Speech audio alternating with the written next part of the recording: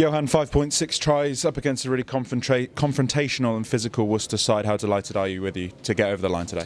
Yeah, massively delighted, proud of the boys, just so pleased, and obviously more pleased at the fact that we've got just the bus back on the road after the disappointment of last week. But again, credit to the players and the staff, the medical staff, but also the assistant coaches. They did a lot of good work this week, and a lot of analysing went in, and a lot of the plan worked. But there is obviously, like in any game, there was moments that we probably let ourselves down with our discipline and just our detail.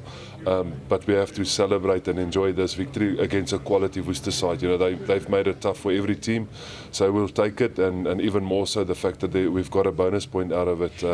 But again, it was just a tremendous crowd, and we want to thank them for that support. How happy were you with the way the boys came out after half-time? Obviously, Worcester got themselves back into the game after Gloucester dominated the opening half.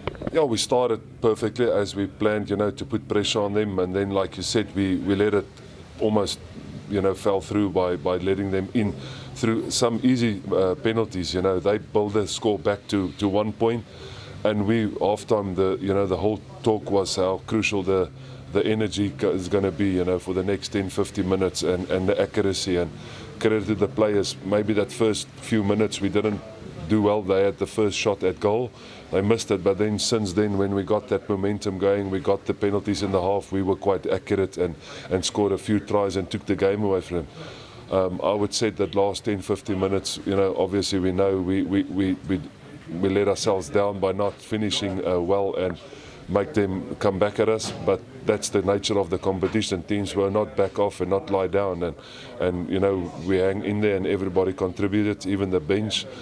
So again, like I said, we're proud of the boys and the performance. Talk us through your decision for your man of the match, Freddie Clark. Yeah, Freddie has been consistent in the last few games. He's been good for us in the lineouts, made a few turnovers, been good in his all-round play in the park, and he does the unseen stuff as well. It's nice. We appreciate what Ollie is doing on the wing, and he's scoring tries, and Charlie and everybody, and the back line is scoring tries, and that's great for us. That's how we want to play. But it's also the forwards that do a lot of hard work, and Freddie is one of those chains in that's working well for us at the moment, and may his form continue.